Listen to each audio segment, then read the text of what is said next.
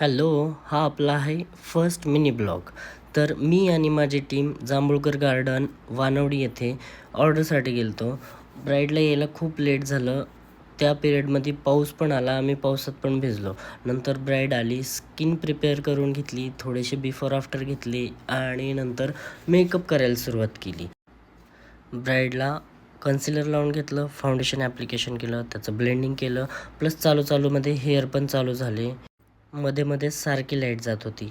Base तर complete झालता, लेन्सचं application करून घेतलं. या चिमुकलीला लेन्सचा लूक एवढा आवडला, खूप म्हणजे खूप आवडलं होतं तिला.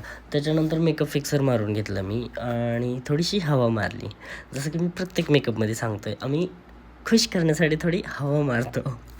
असं काही नाही, ती स्टेप आहे आमची. आम्ही प्रत्येक मेकअप फिक्सिंग स्प्रे मारल्याच्यानंतर आम्ही अशीच हवा घालतो. तर आय मेकअप कंप्लीट करून घेतला, वॉटरलाईनचा पण मेकअप करून घेतला आणि मी ब्राईडला थोडे स्मजवाले आयलायनर दिले. तसंच मी लिपस्टिक न्यूड ठेवली आहे. मेकअप कंप्लीट झाल्याच्यानंतर मी माझ्या टीमला हेअरसाठी मदत केली.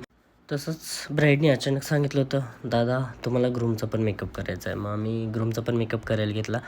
क्विकली आम्ही एक 10 मिनटामध्ये ग्रूमचा पण मेकअप करून दिला आणि नंतर ब्राईडला पुन्हा रेडी करायला घेतलं. हेअर वगैरे कंप्लीट केले ते. तर आम्ही ब्राईडला लिपस्टिकचं टचअप दिलं. ब्राईडला हायलायटर एक्स्ट्रा पाहिजे होतं म्हणून आम्ही हायलायटरचं ॲप्लिकेशन अजून जास्तीचं हायलायटर लावलं आणि ब्राईडचा लुक कंप्लीट झाला आहे. आता ब्राईड बाहेर गेली लग्नविधीसाठी, तर आम्ही पण सेकंड लुकची तयारी करतो आहे. तुम्ही पण सेकंड पार्टचा वेट करा आणि मला हा ब्लॉग कसा झाला कमेंटमध्ये सांगा.